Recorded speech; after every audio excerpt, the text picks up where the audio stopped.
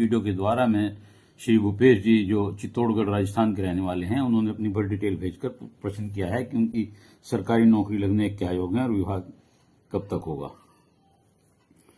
उनके बताए हुए समय के अनुसार से मीन लगन की कुंडली बनती है जो आपके समक्ष है।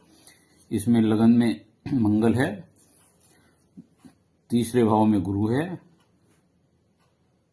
छठे भाव में केतु है, दशम भाव में चंद्रमा, सूर्य, शनि और शुक्र है, 11वें भाव में बुध है और 12वें भाव में राहु। देखिए लग्नेश जो है वो दशम भाव का स्वामी होकर पराक्रम के भाव में दूसरे भाव में बैठा हुआ है और वहां से भाग्य स्थान को देख रहा है और आमदनी के भाव को देख रहा है और सप्तम भाव को भी देख रहा है। ये अच्छा है, बहुत अच्छा योग है। ऐसे लोगों का एक भाग्योदय 16/7 साल में होता है। और एक विशेष बात होती है कि ऐसे लोगों के छोटे भाई की होने की बहुत ज्यादा प्रबल संभावना होती है कि ऐसे लोगों के छोटा भाई हो।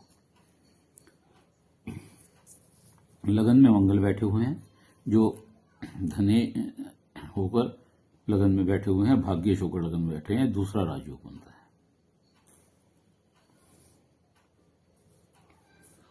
वर्तमान में आपको मंगल की ही महादशा चल रही है तथा मंगल सप्तम भाव को भी देख रहे हैं जो पत्नी स्थान का भाव है और शनि यहां से बैठकर दसम दृष्टि से भी पत्नी स्थान को पूर्ण दृष्टि से देख रहे हैं। ऐसे लोगों का विवाह 36 वर्ष की आयु के बाद ही हो पाता है क्योंकि शनि इससे पहले ऐसा नहीं होने देते, देरी से कार्य कराते हैं। मंगल की दशा में शुक्र का जो अंतर है वो 2/8/2025 से लेकर 2/10/2026 तक है। या तो इस अवधि में आपके विवाह की संभावना है अथवा फिर 8/2/27 से 8/9/27 में चंद्रमा मंगल का अंतर है, इसमें विवाह का योग है। अर्थात 36 साल के बाद, और ये जो मैंने समय बताया है इसमें आपके विवाह का योग है। आपका जो दूसरा प्रश्न था उसका उत्तर आपको इससे मिल गया होगा। अब आपका प्रश्न है जॉब के बारे में, सरकारी जॉब हो या कैसी जॉब हो, उसके बारे में आपको बताता हूं। जॉब के लिए भी हम सप्तम भाव और दसम भाव को देखते हैं। इसके अलावा हम दूसरे भाव को देखते हैं और 11वें भाव को देखते हैं।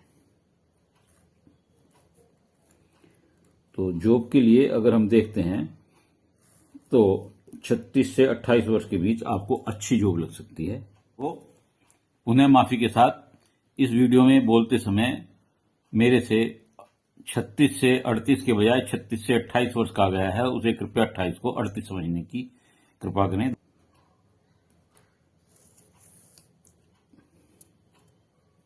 दशम की ग्रह स्थिति से हमें यह लगता है कि संघर्ष और कड़ी मेहनत के बाद आपको जॉब में सफलता मिलेगी, सामाजिक प्रतिष्ठा प्राप्त होगी। आपका जो जॉब हो सकता है वह सामाजिक क्षेत्र में हो सकता है, किसी धार्मिक संस्थान के आप प्रमुख बन सकते हैं, वकालत के क्षेत्र में हो सकता है। अगर आपने लॉ किया होगा तो एचजीएस में, हायर जुडिशियल सर्विसेज में आप जा सकते हैं। अध्यापक हो सकते हैं, किसी स्कूल के प्राध्यापक हो सकते हैं या कुछ और हो सकते हैं, सीनियर पद पर हो सकते हैं, प्रवक्ता हो सकते हैं। वाणी के माध्यम से कोई आप आमदनी कर सकते हैं। नौकरी आपको घर से दूर लगेगी।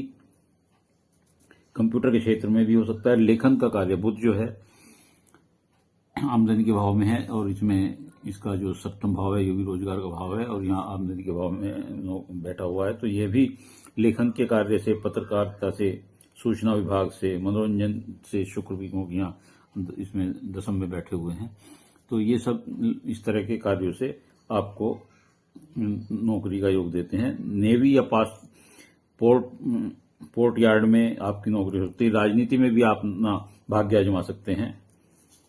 45वें वर्ष में ऐसे लोगों को फिर पुनः भाग्योदय होता है, काफी धन और मान सम्मान प्रतिष्ठा प्राप्त करते हैं।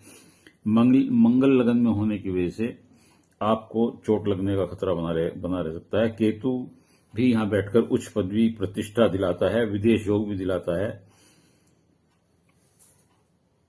सार्वजनिक संस्था से मैंने बताया कि आप किसी धार्मिक या सार्वजनिक संस्था से जुड़े रह सकते हैं। पिता से आपके विचार जो है कम मिलेंगे और उनसे संभावनाएं मिलने के विचारों की बहुत कम है।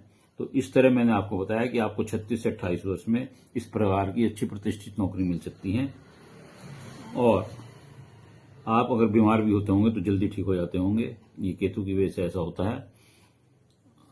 तो अब आपको जो मैंने बताया कि इसमें जो आपको बहुत मेहनत से नौकरी की स्थिति हो सकती है, उसके लिए आप एक तो सबसे पहला काम यही करें कि पिताजी की इज्जत करना शुरू करें और उनकी सेवा करें। यदि आप अपने पिता का मान सम्मान करेंगे, सेवा करेंगे, उनका आशीर्वाद लेंगे, तो आप निश्चित तौर से बहुत अच्छी प्रतिष्ठा वाली नौकरी प्राप्त कर सकते हैं। गणपति जी को दुबड़ा चढ़ाएं, हनुमान चालीसा पढ़ें और वृद्धों और मजबूरों की और जरूरतमंद लोगों की यदि आप मदद करेंगे तो निश्चित तौर से आपको सफलता प्राप्त होगी। उम्मीद है आपको अपने दोनों प्रश्नों का उत्तर मिल गया होगा। यदि आपको वीडियो अच्छी लगी हो तो इसे लाइक करिएगा, शेयर करिएगा और अब कमेंट्स बॉक्स में जाकर अपने विचार लिखिएगा। इसके अलावा यदि किसी और का कोई प्रश्न हो तो मेरे चैनल को सब्सक्राइब करते हुए अपना एक प्रश्न भेज सकता है और अपनी डिटेल भेजे, मैं उत्तर अवश्य दूंगा। उत्तर मिलने में विलंब इसलिए हो सकता है कि मेरे पास प्रश्नों की बहुत अधिक संख्या है।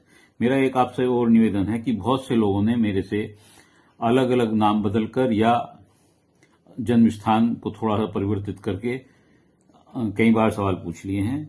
ये मेरी फ्री सेवा है। सभी लोग जो पूछ रहे हैं उनका भी नंबर आना चाहिए, वे वेटिंग लिस्ट में चल रहे हैं, तो इसलिए आप बदल बदल कर जो आप मेरे से पूछ चुके हैं, कई लोग 2-3 बार सवाल पूछ चुके हैं, तो इससे उन लोगों को बड़ा पीड़ा पहुंच रही होगी जिन्होंने अपने सवाल पहले से कर रखे हैं। तो इसलिए उम्मीद करता हूं कि कोई इस तरह की बात ना करें और अपने नंबर का आराम से इंतजार करें। धन्यवाद।